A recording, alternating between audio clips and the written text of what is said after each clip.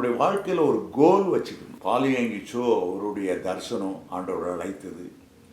பிறகு 4 பேர் இருக்கும்போது அந்த ஒரு எல்லை, ஒரு தரிசனம் 1500 பேர் இருக்கணும். அடுத்த ஆண்டு 5000 பேர். அது என்னுடைய கோல், என்னுடைய தரிசனம். அடுத்தது உலகத்தில் இதுவரைக்கும் இல்லாத ஒரு பெரிய ஆலயம் கட்டணும்.